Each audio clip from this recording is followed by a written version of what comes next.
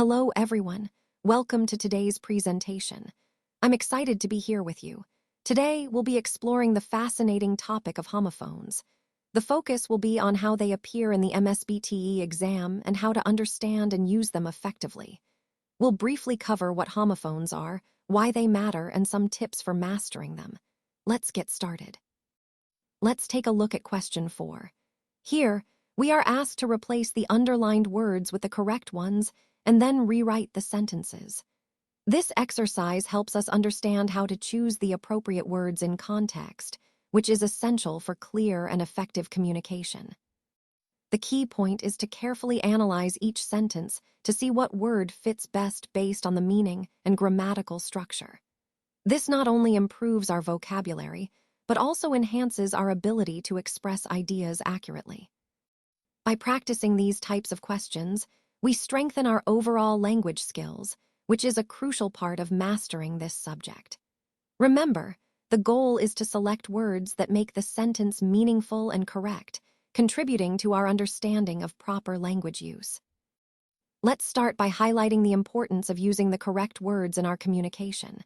On this slide, we see the phrase, "We salute our Army personnel." It's a common mistake to say personal, but here, the right word is personnel, which refers to the group of Army staff.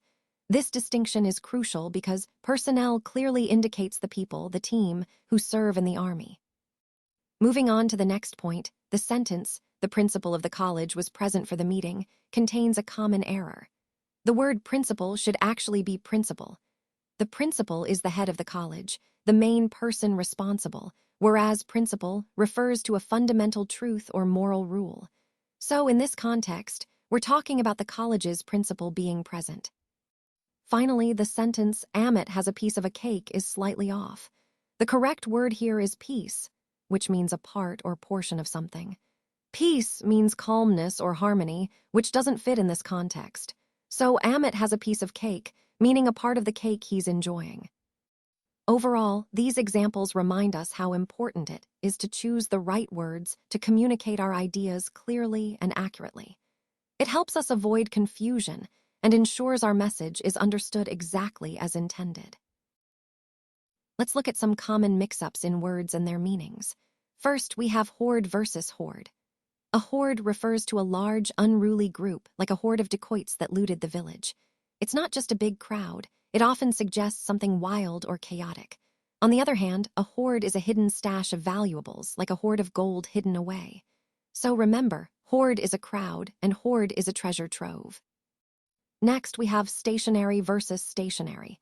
When we say the goods train is stationary, we mean it's not moving. Stationary with an O is the word for not moving. But if you're talking about paper or writing supplies, that's stationary with an E, so in your sentences, use stationary for something still, and stationary when referring to paper and pens. Moving on, the sentence about fruits in a basket mentions pear, but the correct word here is pair. A pair is a set of two things, like a pair of shoes.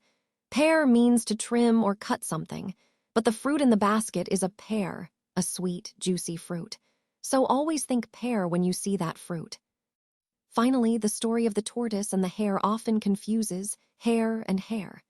The story is about the hare, a quick mammal with long ears. Hair refers to the strands growing on our head or body, but hare is a different animal altogether. It's important to remember the story is about the hare, not hair. By understanding these differences, you can avoid common mistakes and communicate more clearly. This slide doesn't contain enough information. That's why we're moving to the next slide. Let's look at some common mistakes in English and how to correct them. In sentence 17, we hear a loud noise. The correct word should be hear. Remember, hear is a verb that means to perceive sound. Hear, on the other hand, is an adverb used to indicate location. So the correct sentence is, we hear a loud noise. Moving on to sentence 18, I don't know whether my friend will come or not. The right word here is whether. Weather relates to atmospheric conditions like rain or sunshine, but weather is used to express doubt or choice. So it should be, I don't know whether my friend will come or not. Next, sentence 19 says, I don't waste water. The proper word is waste. Waste is the part of your body between your ribs and hips, but waste means garbage or using something unproductively. So the corrected sentence is, I don't waste water. Finally, in sentence 20, she went up the stairs. The correct word is stairs. A stair is a single step, but stairs refers to the entire set. So the right sentence is, she went up the stairs. These small mistakes can really change the meaning of a sentence.